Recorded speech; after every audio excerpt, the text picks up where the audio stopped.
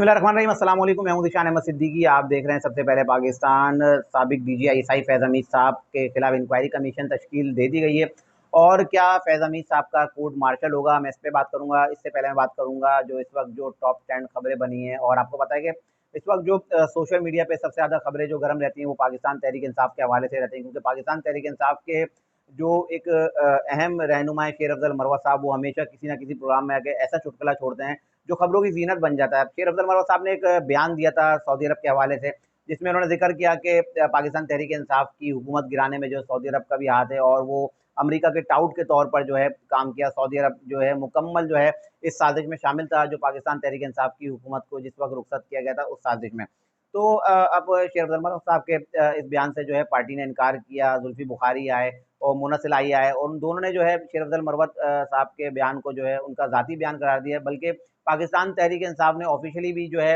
इनके जो है इस मौक़िफ़ की वज़ाहत की। उन्होंने कहा कि शेर अफजल मरवत साहब का ये अपना मौक़िफ़ हो सकता है, पार्टी पॉलिसी नहीं है। और बल्कि जुल्फी बुखारी ने तो तारीफ़ें की सऊदी अरब की, कि सऊदी अरब जो है पाकिस्तान का हमेशा साथ देता है और वो पाकिस्तान का ब्रदर मुल्क है। मतलब उन्होंने रफू करने की कोशिश की शेर अफजल मरवत साहब की बातें, क्योंकि शेर अफजल मरवत साहब ने एक नेशनल चैनल पर इतनी बड़ी बात कर दी और उस मौके पे की जब सऊदी सिफारतकारी जो है पाकिस्तान में होने जा रही है। पाकिस्तान में जो सऊदी लोग आए हुए हैं, उनके जो बिजनेसमैन आए हुए हैं, उनके वजीर खारजा आए हुए हैं, दीगर हुक्काम आए हुए हैं, उनके अहम बिजनेस टाइकॉन जो समझे जाते हैं सऊदी अरब के, वो लोग आए हैं। ऐसे मौके पर शेर अफजल मरवत की ऐसे बात करना, तो यकीनन आपको पता है कि ये जो इनका जो बयान है ये मुल्क दुश्मनी के मुतरादिफ है। और क्योंकि एक मुल्क दुश्मन शख्सी इस तरह का बयान इस वक्त में दे सकता है जब पाकिस्तान में जो है सऊदी सरमायाकारी होने जा रही है, पाकिस्तान की मईशत जो है दुरुस्त सिमत में आने लगती है। तो पाकिस्तान तहरीक इंसाफ के लोग, आपको पता है, हमेशा से ही इनका ये तरीक़ेकार रहा है। तो अब अगर बहुत से लोगों का ख्याल है कि शायद शेर अफजल मरवत साहब का अपना बयान है, क्योंकि पार्टी की वजाहत भी आ गई पाकिस्तान तहरीक इंसाफ की, और उन्होंने कहा कि शेर अफजल मरवत साहब का अपना बयान है। लेकिन मैं एक बात बताता चलूँ कि इमरान खान साहब की हुकूमत को जब तहरीक अदम एतमाद के बाद जब भेजा गया, तो इमरान खान साहब ने कई महफिलों में इस बात का जिक्र किया था, और उन्होंने बताया था कि मेरी हुकूमत को गिराने में सऊदी अरब मुलविस है। और जब मेरी हुकूमत जारी थी, शायद इमरान खान साहब ने उस वक्त मदद मांगी होगी, तो उन्होंने कहा सऊदी अरब ने मेरी हुकूमत को बचाने में कोई काम नहीं किया, कोई किरदार अदा नहीं किया, बल्कि वो मेरी हुकूमत गिराने का जो साजिश की गई उसका हिस्सा रहे। तो यकीनन शेर अफजल मरवत साहब जब इनसे मिलने गए होंगे तो इमरान खान साहब ने इनसे ये बात की होगी। तो शेर अफजल मरवत साहब ने शायद इमरान खान साहब के सामने नंबर बढ़ाने के लिए उन्होंने कहा चलो मैं ये बात कर देता हूँ, टॉक शो बैठ के इमरान खान साहब शायद खुश होंगे। लेकिन उनको ये नहीं पता था कि उनका ये बयान जो है पाकिस्तान तहरीक इंसाफ के उल्टा गले पड़ जाएगा, क्योंकि आपने देखा ना कि किस तरह पाकिस्तान तहरीक इंसाफ के ये बयान गले पड़ गया। बल्कि ये ऐसा बयान है कि अगर कभी आगे चल के किसी मौके पर इमरान खान साहब को अगर कोई मौका मिलना भी था कि दोबारा वो इक़्तिदार में आते, हुकूमत में आते, तो शेर अफजल मरवत साहब ने वो आखिरी दरवाज़ा ही बंद कर दिया। क्योंकि जब सऊदी सरमायाकारी आएगी और सऊदी अरब की इन्वेस्टमेंट होगी, तो आपको पता है कि सऊदी सरमायाकार है वो कभी भी नहीं चाहेंगे कि ऐसी हुकूमत आए कि जिससे उनकी सरमायाकारी गैर महफूज हो जाए। वो अपनी सरमायाकारी ऐसे मुल्क में करेंगे जहाँ उनकी सरमायाकारी महफूज हो, जहाँ उनको प्रॉफिट मिले। हर इंसान का यही होता है, जब कोई बिजनेसमैन का खास तौर पर कहूँ, ये तरीक़ेकार होता है कि वो उस जगह इन्वेस्टमेंट करते हैं जहाँ से उनको फ़ायदा हो। तो शेर अफजल मरवत साहब का ये बयान जो है इमरान खान साहब को मरवाने के लिए काफ़ी है, कि इमरान खान साहब को अगर कहीं कोई मौका मिलता और कि शायद वो कभी फिर दोबारा इक़्तिदार में शायद आ सकते, तो अब शेर अफजल मरवत साहब ने इनका आखिरी वो दरवाज़ा ही बंद कर दिया। इमरान खान साहब ने उनको वैसी एक बात कह दी होगी, उनको बता दिया होगा कि मेरी हुकूमत गिराने में सऊदी अरब का हाथ है, तो शेर अफजल मरवत साहब ने एक नेशनल चैनल पर बैठकर ये बात कर दी। और अब पाकिस्तान तहरीक इंसाफ के लोग जो इस पे वजाहतें देते फिर रहे हैं, और बल्कि कुछ ज़राए से ये भी खबर है कि शायद शेर अफजल मरवत साहब शायद दोबारा आएँ और अपने इस बयान पर माज़रत करें। लेकिन मुझे नहीं लगता कि उनकी इस माज़रत को जो है कबूल किया जाएगा, क्योंकि अब जो बोलना था उन्होंने वो बोल दिया, और तीर कमान से निकल चुका है। और आपको पता है जो तीर कमान से निकल जाए तो दोबारा कमान में नहीं आता। बहरहाल पाकिस्तान तहरीक इंसाफ के लिए बुराइयां ही बुराइयां हैं। जो काम पाकिस्तान तहरीक इंसाफ के लोग इमरान खान साहब को खुश करने के लिए करते हैं, वो उल्टा इमरान खान साहब के गले ही पड़ जाता है। दूसरी तरफ हम बात करें केपीके की, केपीके में भी जो अली अमीन गंडापुर वजीर आला, उन्होंने अपनी मुशीर हैं जो बड़ी सरगर्म मिशाल यूसुफजई के लिए एक समरी भेजी गई। और वो समरी जब मंजर आम पे आई, मिशाल यूसुफजई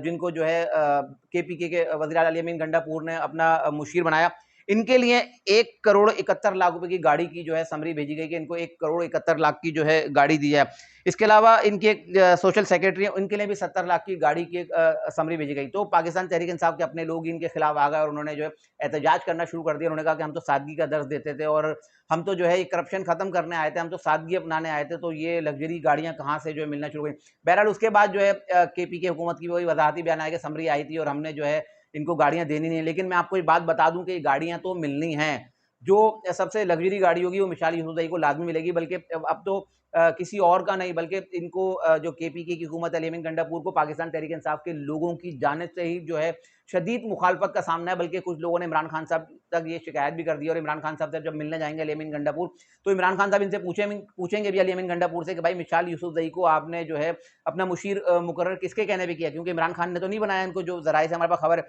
कि इमरान खान को नहीं पता, मिसाल यूसुफजई को जो है वज़ीर आला का जो है मुशीर जो है बना दिया गया है। बहरहाल अब ये पाकिस्तान तहरीक इंसाफ का आपको मैं बता रहा हूँ कि जो कहते हैं ना सादगी, तो अब मिसाल यूसुफजई जिनको जो है अपने तौर पर केपीके के वज़ीर आला ने अपना जो है मुशीर बनाया, और मुशीर बना के उनके लिए 1 करोड़ 71 लाख रुपए की गाड़ी, क्योंकि ये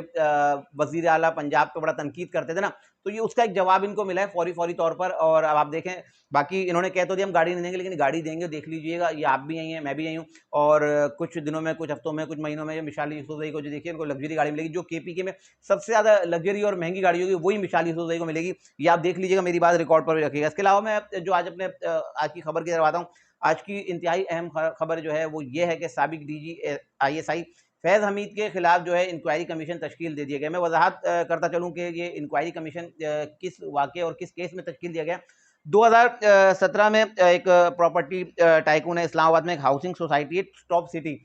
टॉप सिटी के मालिक हैं कंवर मुइस के घर पर 2017 में जो है एक छापा मारा गया था, और उनके घर पे जब छापा मारा गया उस वक्त जो खुफिया इदारों के एहलकार, पुलिस और रेंजर्स के जो है भारी तादाद में एहलकार इनके घर पे पहुंचे थे और इनको मारा पीटा था, और इनके घर से नकदी और जेवरात, कीमती पत्थर और इनकी जो कीमती गाड़ियां, अगर आपको बात करूं मैं कि गोल्ड प्लेटेड गाड़ी, क्योंकि गोल्ड की एक ही गाड़ी पाकिस्तान में आई है और वो गाड़ी जो है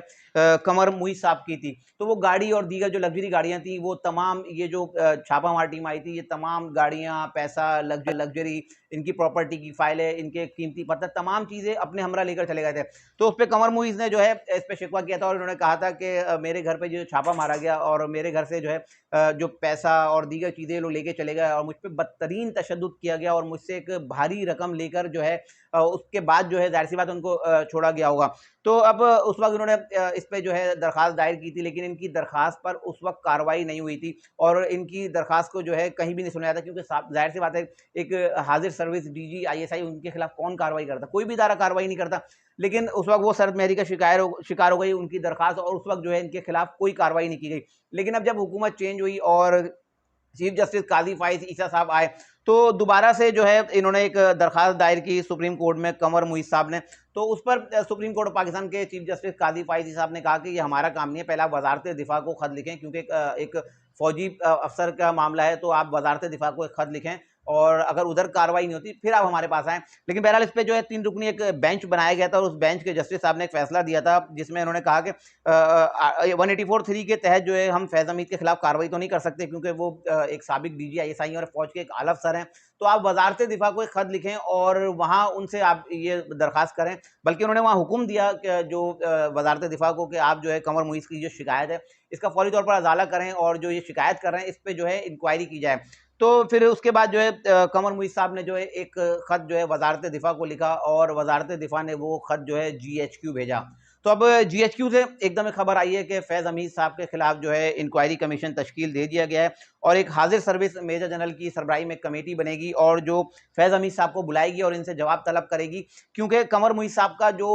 उन्होंने दरख्वास्त दायर की है, उन्होंने कहा कि साबिक DG ISI फैज़ हमीद साहब ने ये जो अमल किया था वो उन्होंने ज़ाती हैसियत में किया था, इसमें इदारे का कोई ताल्लुक नहीं है, क्योंकि उन्होंने फैज़ हमीद साहब को सिर्फ टारगेट किया है, और उन्होंने इसमें वजाहत कर दी कि इदारा इसमें शामिल नहीं है। फैज़ हमीद साहब ने पर्सनली इनके खिलाफ जो है ये कार्रवाई की है, और इनसे जो पैसा लिया गया, इनसे जो ज़ाहिर सी बात है, एक कुछ खबरें ये भी थी कि इनका जो प्रॉपर्टी का जो कारोबार, इनकी एक सोसाइटी है इस्लामाबाद में, उसमें एकड़ों ज़मीन जो है फैज़ हमीद साहब ने अपने शायद किसी रिश्तेदार के नाम कराई है। तो अब ये जो कमीशन बना, ये कमीशन जो है फैज़ हमीद साहब को बुलाएगा और फैज़ हमीद साहब से इंक्वायरी करेगा, क्योंकि फैज़ हमीद साहब से पूछेंगे ना भी कि भाई फैज़ हमीद साहब से कि आपने जो है ज़ाती हैसियत में जाकर अरबों रुपया किसी से लिया, इतना पैसा लिया, इतनी प्रॉपर्टी ली, अब आएँ आप इधर जवाब दें। तो अब बहुत से लोगों का ख्याल है, क्योंकि पहले जो, क्योंकि मैं वज़ाहत करूँ फैज़ाबाद धरना की इंक्वायरी कमीशन चल रहा था ना, उसमें फैज़ हमीद साहब को क्लीन चिट दी गई, तो बहुत से लोग समझ रहे हैं फैज़ हमीद साहब के खिलाफ कार्रवाई नहीं होगी, लेकिन फैज़ हमीद साहब को उसमें जो क्लीन चिट इसलिए मिली क्योंकि उसमें इदारा इन्वॉल्व था, इदारे का नाम था, क्योंकि वो उस वक़्त जो है